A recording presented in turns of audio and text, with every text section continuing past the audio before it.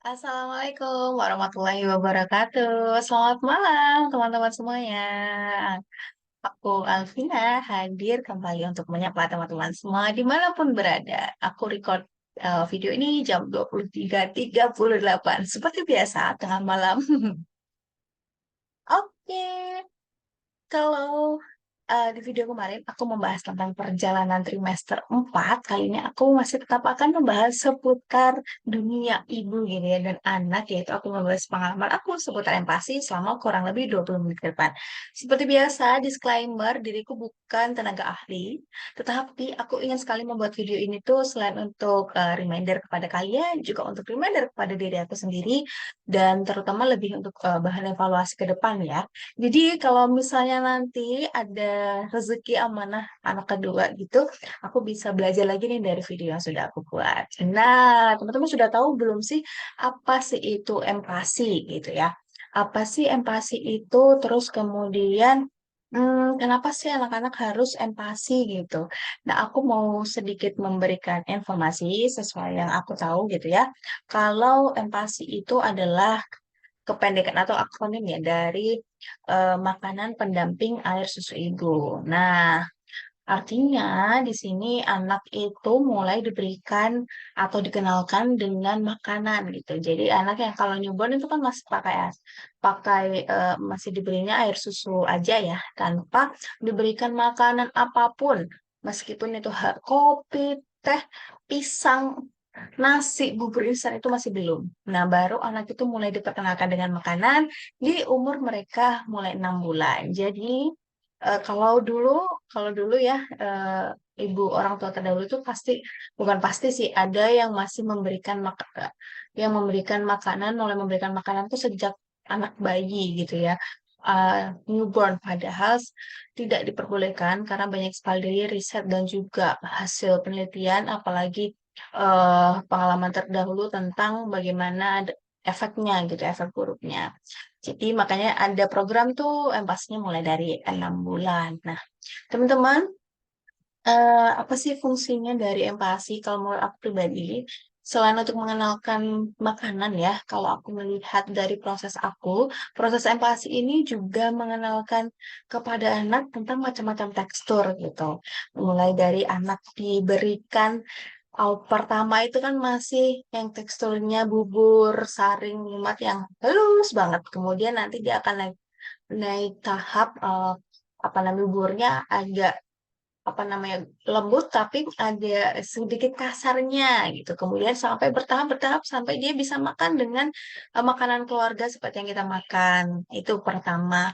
Kemudian juga dengan memperkenalkan makanan, kita bisa memberikan variasi nutrisi gitu ya kepada anak. Jadi tidak hanya mendapatkan dari susu, kita juga bisa mengenalkan nih nutrisi yang misalnya dari buah, vitamin C yang ada pada buah jeruk, kemudian yang sebagainya, sayur, mengenalkan rasa sayur, mengenalkan rasa apa namanya ayam, sapi, daging sapi, ikan dan lain sebagainya. Em, dan tentunya ini juga menjadi tambahan nutrisi ya untuk anak-anak, apalagi eh, apa kita tidak bisa hanya mengandalkan air susu saja. Terus ditambah dengan vitaminnya dapatnya dari mana ya? Pastinya dari makanan. Kalsium dapatnya dari mana? Pembentukan untuk apa namanya nutrisi yang lainnya dapatnya dari mana ya? Pastinya dari makanan. Terus oke, aku mau cerita sebelum sebelum proses empasi ya, empasi, aku sudah mempersiapkannya itu memang dari jauh-jauh hari gitu. Tapi karena waktu itu aku masih sangat fokus dengan proses anak aku mengasihi. Jadi aku tuh ada kendala di mengasihi. ASI aku itu tidak selancar ibu-ibu lainnya. Jadi cukup cukup banget gitu loh. Maksudnya sedikit tapi alhamdulillah cukup untuk anak aku gitu. Nah, karena itu salah satu stresnya, maksudnya itu kan jadi trigger ya. Aduh, aku ingin full mengasihi, aku nggak pengen anak aku kenal support dulu. Jadi aku berupaya banget gimana biar anak aku ambasi. Gitu. Sorry, anak aku full ASI gitu.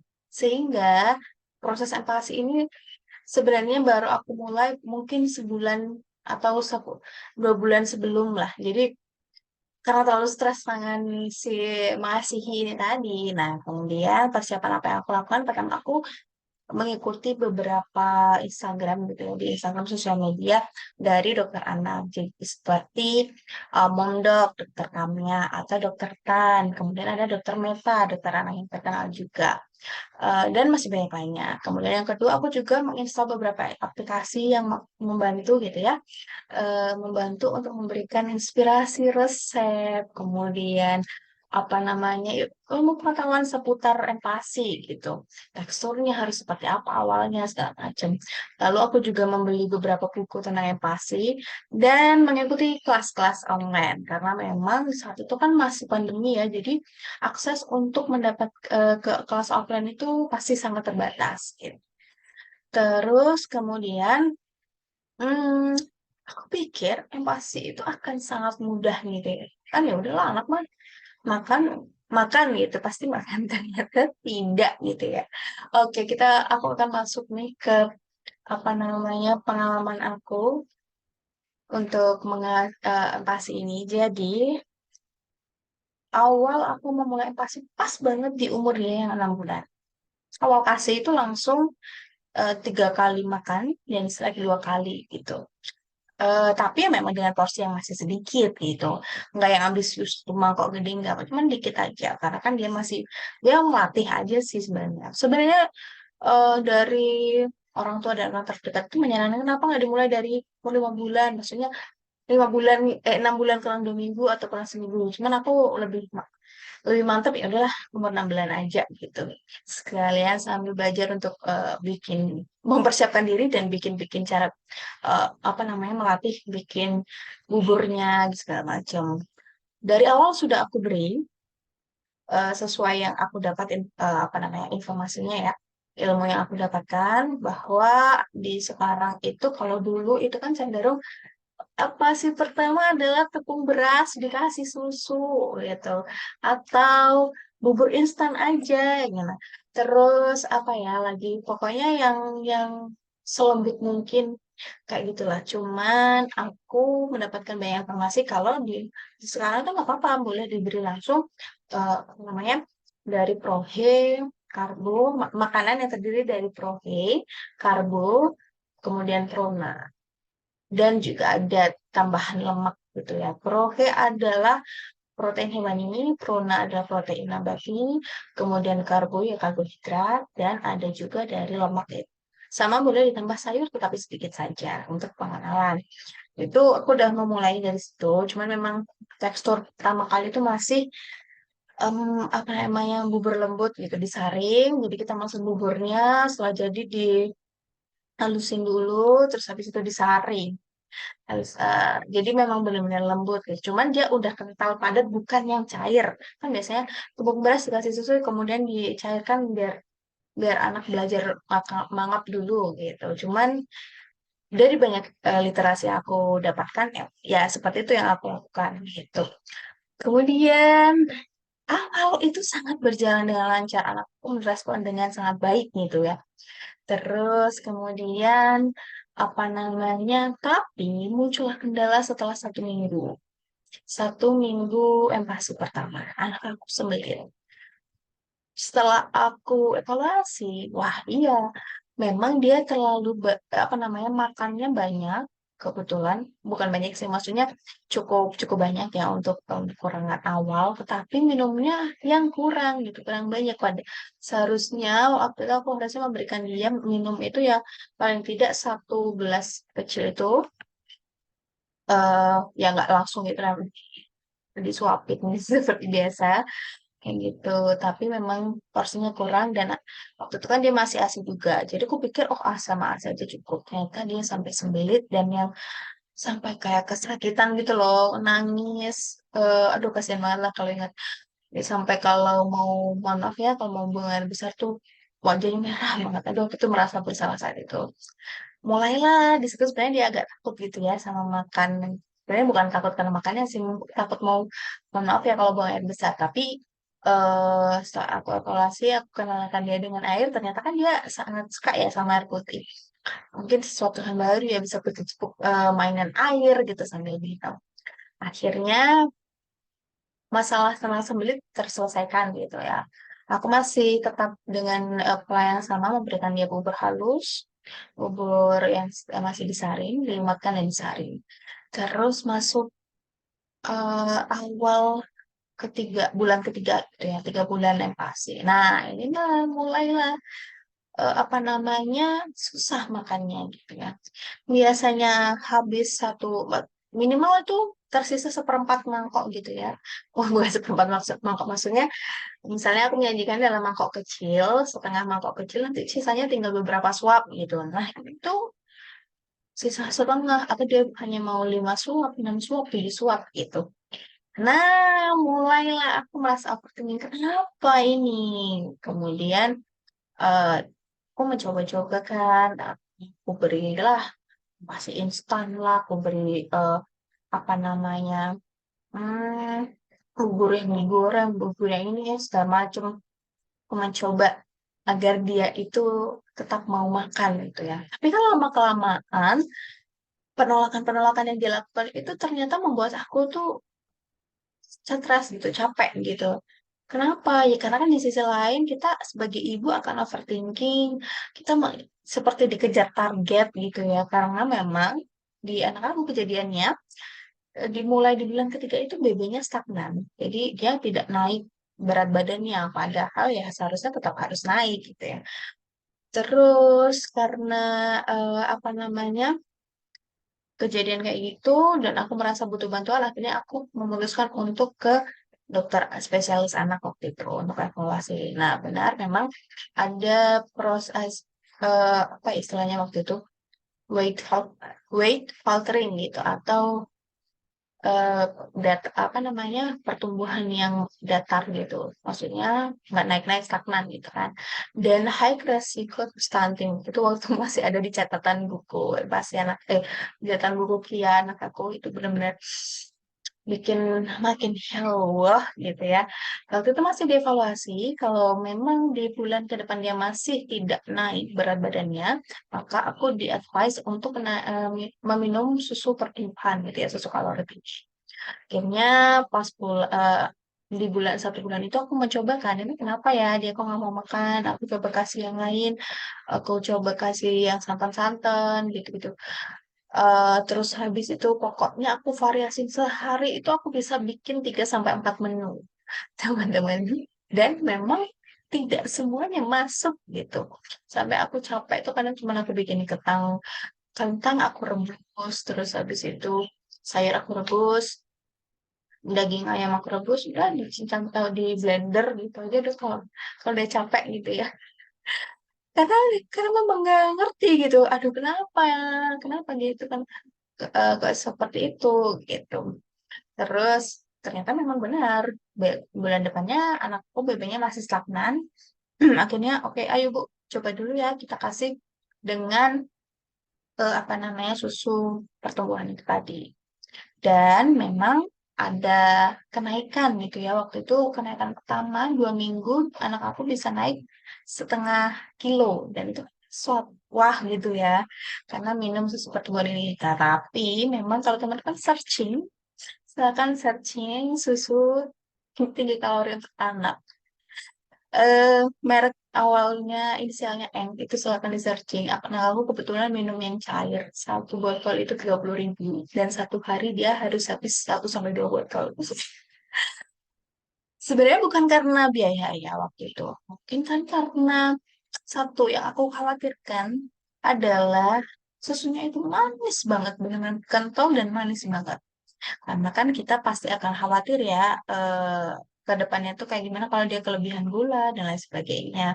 Padahal meskipun itu sudah di apa namanya, di bawah pengawasan dokter gitu kan, kita nggak ngasih sembarangan maksudnya. Tapi tetaplah seorang ibu kan pasti banyak yang dipikir gitu, apalagi tentang hal-hal kayak gini gitu. Terlalu aku tuh takut kalau anak aku kelak, bukannya takut sih, aku pengen menjaga supaya anak aku ini tetap nggak yang gendut banget, tapi dia juga jangan kurus banget, yang sehat aja gitu loh.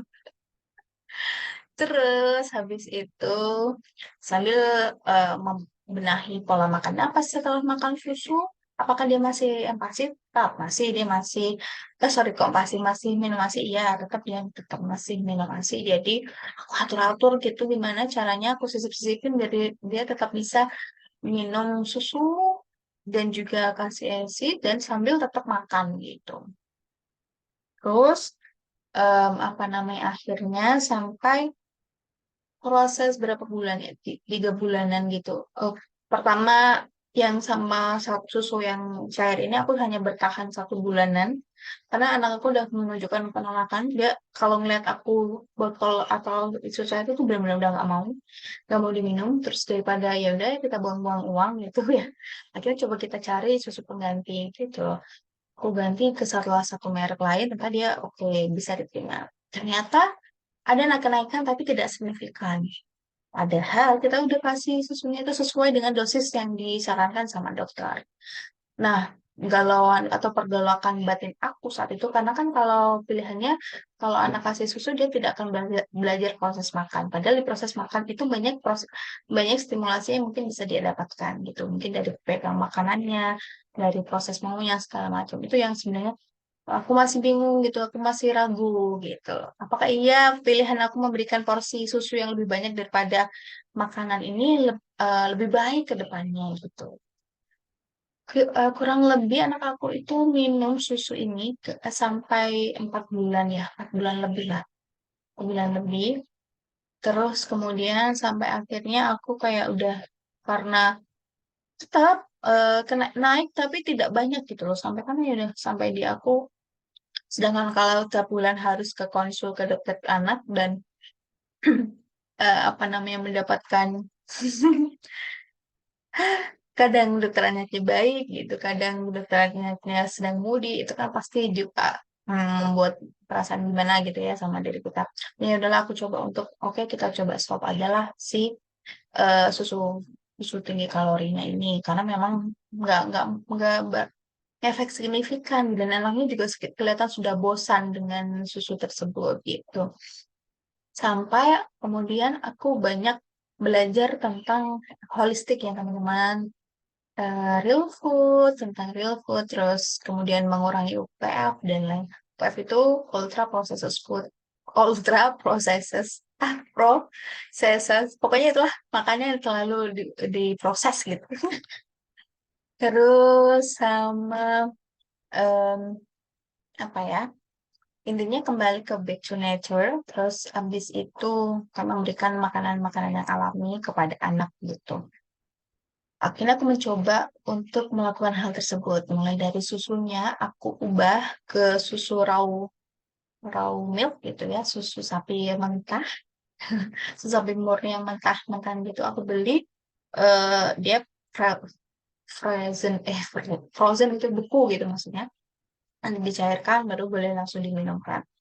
Ternyata respon anak aku di susu ini oke. Respon maksudnya respon dari tubuhnya dari mohon maaf dari pupnya juga nggak mencret gitu ya udah mohon maaf banget tapi terus kemudian dia minumnya juga lebih enjoy lebih menikmati daripada ketika minum susu kalori tinggi mungkin ketika minum susu kalori tinggi dia akan terlalu manis gitu ya enak gitu nah sebenarnya susu kalori tinggi tadi itu kalau aku tadi belum sebut ya aku perjalanan menemukan susu kalori tinggi itu juga lumayan tricky ya aku coba beberapa merek ternyata memang ada yang nggak cocok gitu ke anak aku ada yang apa namanya efeknya itu pupnya jadi encer kemudian ada yang anak menolak sama sekali mungkin karena rasanya segala macam oke kita balik lagi langsung ke ketika proses pembenahan ya nah sampai kok itu terus aku mencoba mengurangi untuk berkonsultasi dengan dokter anak seputar berat badan sebenarnya bukan apa-apa ya karena balik lagi ada rasa pressure yang tinggi gitu. Padahal aku ingin ingin anak aku itu makan dengan bahagia tanpa tekanan gitu. Sedangkan ketika aku pulang dari dokter anak, apalagi ketika membahas pertumbuhan berat badannya yang ternyata masih tetap stagnan, naiknya cuma 1 on, 2 on, mentok di 500 gram. Itu yang bikin aku tuh makin overthinking gitu, makin kayak capek gitu. Dan akhirnya berdampak ketika anak aku nggak mau makan, aku sering marah-marah gitu. Marah-marah, sering lepas kontrol, sering gitulah pokoknya. Nah, aku nggak bisa, aku mikir aku nggak bisa lah kayak gini gitu. Oke lah, mari kita hold dulu ke dokter anaknya, apalagi membahas tentang empati. Kecuali kalau memang lagi sakit, aku tetap bawa ke dokter anak ya sih. Cuman untuk berkonsultasi secara makanan itu aku kayak stop dulu. Aku mencoba oh, evaluasi dari diri aku gitu. Setelah itu aku mengurangi masakan instan untuk anak aku. Jadi biasanya mungkin aku pernah kasih apa namanya mie kromi aduh maaf hampir sebut merek, kayak ya makanan instan untuk anaknya bubur instan segala macam. Nah, itu mulai aku kurangi. Oh iya, sebelum itu aku juga pernah memberi anak aku tuh susu UHT gitu, UHT yang teman-teman biasa lihat di supermarket atau minimarket, tapi yang aku selalu beli beli yang plain gitu. Aku kurangi, benar-benar aku ganti, aku mencoba mengurangi makanan itu tadi ya, UPF. Meskipun masih susah di bagian roti-rotian karena anak aku suka banget sama roti gitu. Aku lebih selektif kalau misalnya memberi kentang gitu, pakai pilih, teman-teman boleh cek ya.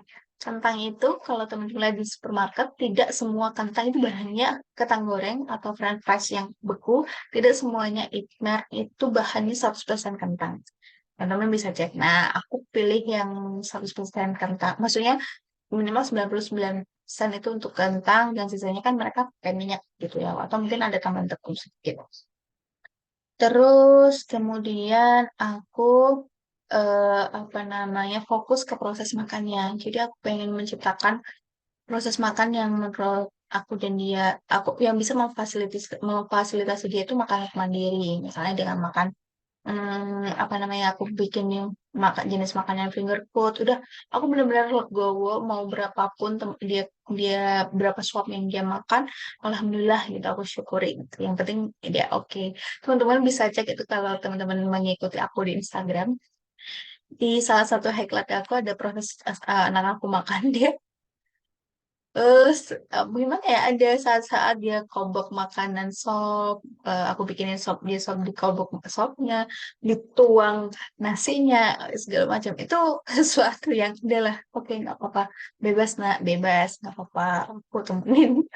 Terus aku jadi ingat juga. Nah, salah satu kesalahan besar aku ketika empati itu juga ini apa namanya tidak memberikan anak aku ruang untuk eksplorasi simulasi gitu. Jadi kalau ada ceramah dikit aku bersihkan gitu. Nah, setelah itu waktu aku evaluasi lagi, udah aku bebaskan aja.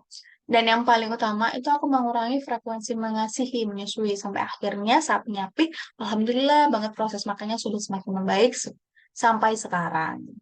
Meskipun masih ada PR di berat badannya yang masih belum signifikan naiknya, tapi udah lumayan gitu daripada ketika mengkonsumsi eh, gitu lah gitu. Nah, itu dia kalau dirunut lagi, aku mau evaluasi beberapa kekurangan aku, kesalahan yang aku lakukan. Pertama, karena aku kurang sabar dari awal proses empati dan dia mulai menunjukkan proses DTM itu aku kurang sabar dan memaknainya sebagai penolakan dan ketika padahal aku udah capek ditolak, aku sakit hati gitu padahal itu nggak boleh seharusnya. Kemudian aku melakukan naik tekstur itu sepertinya terlalu cepat gitu sehingga anak aku merasa kaget dan dia belum bisa mengekspresikan eh, itu gitu, makanya dia dengan penolakan itu sepertinya. Nah, itu tadi. Terus poin ketiga seperti yang udah aku sebutkan sebelumnya, kurang memfasilitasi anak aku untuk terlibat dengan proses makannya. Ketika dia kotor itu aku langsung lap gitu. Sehingga anak aku tuh awal-awal tuh jijikan banget. Nah, tapi sekarang udah aman. Terus kemudian yang keempat, aku tidak fokus dengan real food. Harusnya aku memulai dengan real food terlebih dahulu, mengurangi makanan-makanan proses, mengurangi makanan instan, kemudian tidak mencoba resep-resep viral yang menambahkan tepung maizena, santan instan, dan lain sebagainya. Nah, kurang lebih seperti itu, teman-teman. Aku berharap ke depannya ketika kalian melakukan video ini dan kalian menjadi eh, calon ibu, ini juga untuk evaluasi untuk aku, kita sama-sama belajar untuk memulai empati ini dengan tenang dan bahagia. Terus fokus sama apa yang ada di rumah, tidak perlu mengikuti resep viral yang menambahkan proses tepung-tepungan, santan instan segala macam. Udah mulai dengan makanan real food aja. Itu akan lebih mudah daripada anak sudah kenal dengan makanan kemasan dan sulit untuk dihentikan gitu. Semoga Allah jaga anak aku, Allah jaga anak teman-teman. Semoga dengan kita menjaga makanannya, semoga juga bisa memberikan nutrisi terbaik agar ke depan dia bisa menjadi calon pemimpin yang hebat. Oke, ternyata udah lebih dari 20 menit. Terima kasih banyak sudah mendengarkan podcast aku. Ya, podcast curahan hati aku di malam hari ini. Kita ketemu lagi di next event, di next video. Nah, sampai jumpa. Bentar, ada papan. Ikan cuy, ikan hiu minum susu. See you. Assalamualaikum warahmatullahi wabarakatuh.